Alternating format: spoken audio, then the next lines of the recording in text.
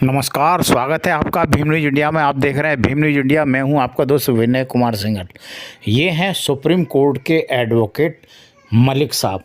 मलिक साहब का क्या कहना है, देखिए क्या आप इनके विचारों से सहमत हैं या ना, बताइए। वर्णवादी ग्रंथ, वर्णवादी कहानियां सिलेबसों से गायब होने चाहिए यूनिवर्सिटियों से। हरियाणा के लोगों ने तो ऐसी किताबों की आग बना ली और उससे तम्बाकू भर के हुक्का पी गए।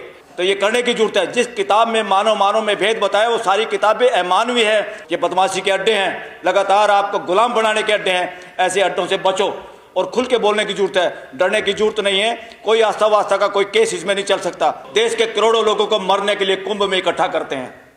ये असंवैधानिक है, अमानवीय है, प्राकृतिक है और झूठे कथा कहानियां हैं। इनको आप आस्था के नाम पे ढो नहीं सकते। ये आस्था आस्था करके आप गुलामी की चादर कब तक ओढ़े रहेंगे। ये सारे के सारे उन कथा कहानियां, शंकराचार्य कोई भी हो, वो देश को बेवकूफ़ नहीं बना सकता। वो संविधान के अगेंस्ट नहीं बोल सकता। वो संविधान में दी हुई आज़ादी और संविधान की जो ड्यूटी है सबको साइंटिफिक टेम्पर का इंसान बनाना है, वो क्वेश्चन कर सके। आप इस पर क्वेश्चन नहीं करेंगे, ये आस्था है। ऐसी कोई आस्था देश में नहीं चल सकती। आस्थाओं के लिए 3 कंडीशन है। जो आस्था पे 3 कंडीशन पे खरी उतरती है उसको आप एब्सोल्यूट आस्था है, उसका अधिकार इस देश में, बाकी आस्था का अधिकार नहीं है। आस्था का अधिकार तब है आपको अगर आपकी आस्था देश के लोगों को की हेल्थ ना खराब करती हो। हेल्थ कौन सी? आपको बुखार थोड़ा चढ़ाना है। हेल्थ का मतलब है मानसिक हेल्थ। अगर आपको पंगु और नपुंसक बनाती है, मानसिक गुलाम बनाती है, आप बोलने से डरते हैं, आप एक्शन नहीं कर सकते, आपको डर लगता है, असंवैधानिक है। जो आस्था आपको ये कहती है कि यहाँ एक बूंद पड़ी थी अमृत की। साथियों, कितना असंवैधानिक है, प्राकृतिक है, यूनिवर्स के खिलाफ है ये बातें कि सुर और असुरों की लड़ाई हुई। कौन असुर हैं? धरती पे कोई असुर नहीं है। सारे के सारे 800 करोड़ लोग एक जैसे हैं, सबका सॉफ्टवेयर एक जैसा है। ये कौन नॉनसेंस बात फैला रहा आज तक? असुर और सुरों की लड़ाई हुई और उसमें कोई जीत गया और झगड़ा हुआ, 4 बूंद गिर गई और उस बूंद का पानी जहां गिरा बाकी धरती का क्या हुआ भाई? वो चारों बूंदे धरती इंडिया में गिरी। नॉनसेंस बातें करते हो, बकवास करते हो और अपने आप को शंकराचार्य और मंडेश्वर कहते हो, संत और बाबा कहते हो। लानत है। आज देश के लोगों को और खासतौर पर युवाओं को चैलेंज करना होगा इन फ्रॉड जो पोस्ट हैं। ये इस देश के लोगों को प्रधानमंत्री एक पोस्ट है, एक व्यवस्था है। प्रधानमंत्री किसी के बाप की और खैरात की पद का नाम नहीं है। प्रधानमंत्री ऑफिस एक व्यवस्था है और उस व्यवस्था पे कई बार गिरे हुए चरित्र के लोग भी जा ही सकते हैं। बहुत सारे ऐसे लोग झूठे एफिडेविट का MLA MP बन ही चुके हैं इस देश के अंदर। तो CM PM या DM SP ये किसी के बापों की जागीर नहीं है, व्यवस्था के अंग हैं। ये ऑफिस है व्यवस्था के। उन ऑफिस को डेमोक्रेसी के तरीके से व्यवस्था को और सुदृढ़ बनाने के लिए, मानवीय व्यवस्था बनाने के चलाने के लिए ये चीज़ें हैं। और इनमें जो टांग अड़ाते हैं, आप लोग सोच रहे तो ये DC बन गया, ये SP है, ये CM है, PM है, और कैसे भिखारियों की तरफ चारों तरफ मंडराते रहते हो। आपकी व्यवस्था आपने खड़ी की है और आप ऐसे भूख, और ये इस देश के अलावा बाकी देशों में कमजोर हो गई है। दुनिया के गिरजाघर खाली पड़े, नीलाम हो रहे हैं और हमारे यहाँ मंदिर पे मंदिर बने जा रहे हैं, मस्जिदें बनी जा रही हैं, झगड़े हो रहे हैं। अगर पूरी दुनिया एक है, पूरी दुनिया सृष्टि का मूल मंत्र एक है, तो मंदिर को तोड़ के मस्जिद बनाओ, मस्जिद तोड़ के मंदिर बनाओ, ये क्या ड्रामेबाजी है? कौन है ये लोग? ये सौदागर हैं, व्यापारी लोग हैं, धंधा चला रहे हैं, कोई भी है। और साथियों, इस देश में वर्णवादियों से वर्णवादियों के लिए शासन व्यवस्था चल रही है, लोकतंत्र नहीं चल रहा देश के अंदर। और आप लोग क्या किससे मांगते रहते हो? इतना नपुंसक बढ़ा दिया आप लोगों को और हमारे को कि हम सोचते हैं जो कुछ कर रहा है भगवान कर रहा है। दिस इज नॉनसेंस साथियों, अनसाइंटिफिक है। अस्तित्व में कोई ऐसी पावर नहीं है जो लोगों के साथ भेदभाव करती है। जो भी भेदभाव है मानव करता है, मानव द्वारा होता है, मानव के लिए करता है। अस्तित्व में कोई ऐसी शक्ति नहीं है जो आपको दे देगा घर बैठे बैठे। आदमी को छोड़ के किसी को इन चक्रों में पड़ने की जरूरत नहीं है। आदमी ही है जिसको समझ के करना होता, बाकी किसी को ना गॉड ढूंढने की जरूरत, ना मंदिर मस्जिद जाने की जरूरत है। ये हमारी व्यवस्था है और हमें भाईचारा बढ़ाने के लिए, और देश के संविधान का एक ही मूल मंत्र है, आपका कानून, आपकी व्यवस्था, आपकी रिजर्वेशन पॉलिसी, आपका कुछ भी अगर उससे भाईचारा, बंधुत्व अगर नहीं बढ़ता, तो यही एक मूल मंत्र आम आदमी पहचान सकता है कि देश में डेमोक्रेसी है कि नहीं है, शासन चल रहा है। भाईचारा कम हो रहा है तो शासन चल रहा है। राजा बदमाशी कर सकता है किसी एक के साथ प्यार और दूसरे के साथ दुलार अपनी सत्ता बनाने के लिए। घर का बाप, घर का दादा अपने बच्चों के साथ, माँ बाप अपने बच्चों के साथ भेद कर ही नहीं सकता। वो व्यवस्था होती है, ये शासन व्यवस्था नहीं है, ये तानाशाही चल रही है देश के अंदर। वर्णवादी ग्रंथ, वर्णवादी कहानियां सिलेबसों से गायब होने चाहिए, यूनिवर्सिटियों से। हरियाणा के लोगों ने तो ऐसी किताबों की आग बना ली और उससे तमाकू भर के हुक्का पी गए। तो ये करने की जरूरत है। जिस किताब में मानव में भेद बताया, वो सारी किताबें अमानवी है, ये बदमाशी के अड्डे हैं, लगातार आपको गुलाम बनाने के अड्डे हैं। ऐसे अड्डों से बचो और खुल के बोलने की जरूरत है, डरने की जरूरत नहीं है। कोई आस्था वास्ता का कोई केस इसमें नहीं चल सकता, क्योंकि 3 guarantee: public health, public order, public morality. Public morality क्या?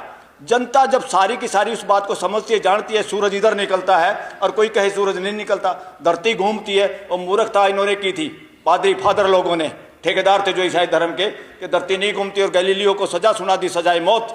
हमारे जैसे लोग थे कुछ साथी, कहा इन मूर्खों से कहाँ लड़ाई लड़ते हो, बचे रहे तो ज़्यादा काम कर पाओगे, नहीं तो सूली कितने लोग चढ़ गए यहाँ पर। तो उसने कहा भाई मेरी गलती होगी, तुम्हारी ग्रंथ ये जैसे भी बाइबल कहती है ऐसे हो रहा है, धरती नहीं घूम रही।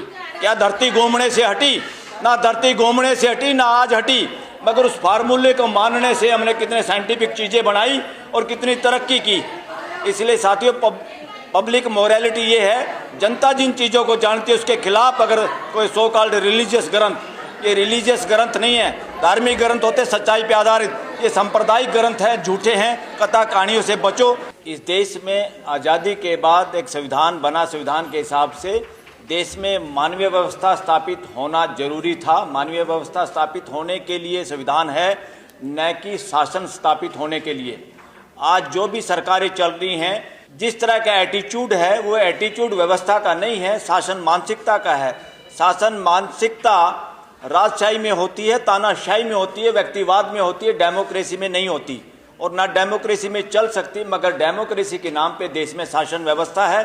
शासन व्यवस्था वो होती है जहाँ चुपचाप फैसले लिए जाते हैं, लोगों की भागीदारी नहीं की जाती, पार्लियामेंट से सस्पेंड किए जाते हैं एमपी, और पार्लियामेंट में आपके चुने हुए प्रतिनिधि भी गूंगे बन जाते हैं, मदारी के बंदर बन जाते हैं, बोल नहीं सकते, उसका नाम शासन व्यवस्था होता है। इसलिए डेमोक्रेसी के नाम पे शासन व्यवस्था चल रही है। लगातार देश के लोगों को एक बात ध्यान में रखनी चाहिए, सरकार का कोई भी काम है, कोई भी पॉलिसी है, कोई भी कानून है, सुप्रीम कोर्ट का भी कोई फैसला है, वो सबको एक दृष्टि से आपको देखना चाहिए, क्या इसमें शासन की बू आ रही है या लोकतंत्र की व्यवस्था, हमारी भागीदारी की कोई इसमें आ रही है।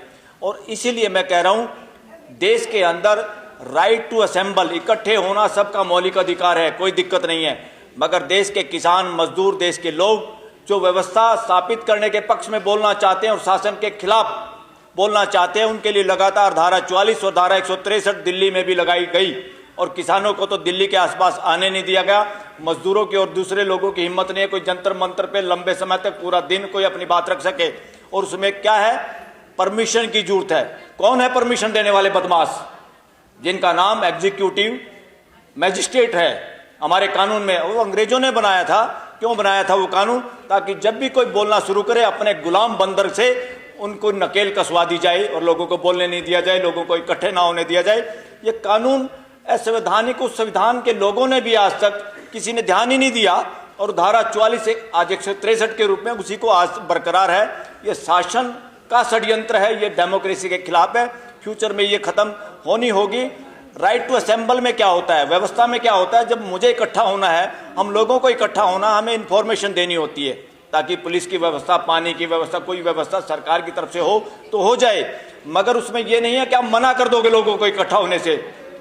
जहां लोगों को इकट्ठा होने से कि यहां कानून की व्यवस्था चरमरा जाएगी, जंतर मंतर पे भी आपको परमिशन नहीं मिलती।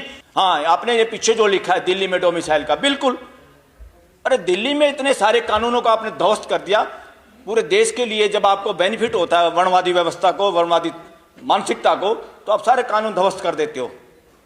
दिल्ली है आपके, हमारा ग्लोबल एक तरह से इंडिया का विलेज है, एक स्टेट ऐसा, यहाँ वो सारे के सारे धराशायी के नाम पूरे देश के लोग, ओबीसी, एससी, एसटीओ की तो रिजर्वेशन ही नहीं यहाँ पर, जबकि एसटी बहुत सारे लोग रहते हैं यहाँ पे। अब उनकी रूटें वहाँ से कट गई हैं, यहाँ नौकरी करने के चक्कर में आए थे, यहाँ बस गए, तो उनकी जो भी हक बनता है एज पर कॉन्स्टिट्यूशन वो मिलना चाहिए। ये डोमिसाइल की नॉनसेंस जो सिचुएशन अभी चल रही है दिल्ली में, ये तुरंत खत्म होनी चाहिए साथियों। और मैं एक और बात आप करके, क्योंकि मैं फोटो लगातार जब देखता हूँ, जब भी एससी, एसटी, ओबीसी, माइनॉरिटी, और अभी मैं आदिवासियों के किसी प्रोग्राम में था मध्य प्रदेश में, तो वहाँ मैंने कहा, और वो लोग बड़े खुश हुए इस बात से। मैंने कहा, बात सुनो, नॉर्थ इंडिया का अगर सबसे बड़ा इसके खिलाफ लड़ने वाला आदमी जो वर्णवादी व्यवस्था के खिलाफ, वो था छोटू राम, जो कंबाइंड पंजाब में एक मंत्री था। वो सीएम हो सकता था, मगर जानबूझ के उन्होंने ये, क्योंकि बहुसंख्या में मुसलमान लोग ज़्यादा थे, वो उनको खुद बनाना चाहते थे सीएम, मगर फिर भी उसके बावजूद मुसलमान सीएम थे। और उसके सीएम होते हुए गांधी और जवाहरलाल नेहरू को भी सिफारिश करनी पड़ी थी। किसने? जो पाकिस्तान का बंटवारा चाहता था। जिन्ना पंजाब में नहीं घुस सका, उसको घुसने नहीं दिया, वो समाज को तोड़ नहीं पाया। हिंदू मुसलमान सिख ईसाई किसी को नहीं तोड़ पाया। सारा मजदूर, सारा किसान एक ही उसमें था। क्यों? क्योंकि सब सामने वाला अगर परिवार के मुखिया या परिवार के कुछ लोग ऐसे हों जो पूरे परिवार को बांध के रख सकते हैं, वही है व्यवस्था, मानवीय व्यवस्था। और उसको भी अब लोगों में ये मत बना है, क्योंकि उनका शरीर नीला पड़ा हुआ था। जो उनके पास रहते थे, एक सरदार जी जो अब इंग्लैंड में बसते हैं, उनके फादर थे, उनके पास एम्प्लॉय थे। उन्होंने बताया था, बोले उस वक्त ना कम्युनिकेशन थे ना कुछ था। मेरे बाप ने बताया था कि छोटू राम का शरीर नीला पड़ा हुआ था, वो मरा नहीं था, जहर दे के मारा गया था। इसीलिए डिवीजन के लिए क्या क्या नहीं हुआ इस देश के अंदर।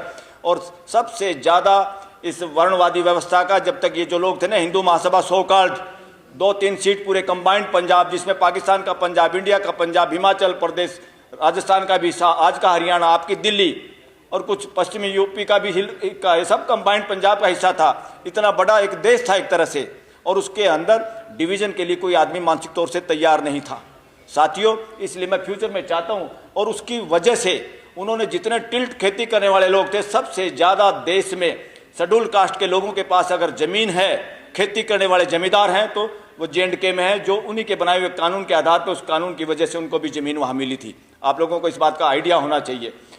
और उसका बेनिफिट वर्णवादियों को भी मिला, ब्राह्मणों को भी मिला, बनियों को मिला। जो टिल्ट करता था, खेती करता था, उन सबको मालिकाना हक मिला था, only due to Chhotu Ram.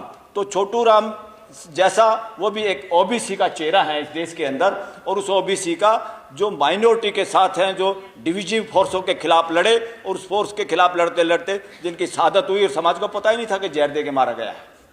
आज जब उसके सबूत सामने आ रहे हैं, तो ये स्टोरी इस देश की है। देश में आदमी की पहचान नहीं हुई। भीम न्यूज़ इंडिया को यूट्यूब पर सब्सक्राइब कीजिए, लाइक कीजिए, शेयर कीजिए, कमेंट्स कीजिए। भीम न्यूज़ इंडिया के फेसबुक पेज को भी आप फॉलो कर सकते हैं। न्यूज़ अपडेट के लिए बने रहिए हमारे साथ, देखते रहिए आपका अपना विश्वसनीय चैनल भीम न्यूज़ इंडिया। आपका बहुत बहुत धन्यवाद।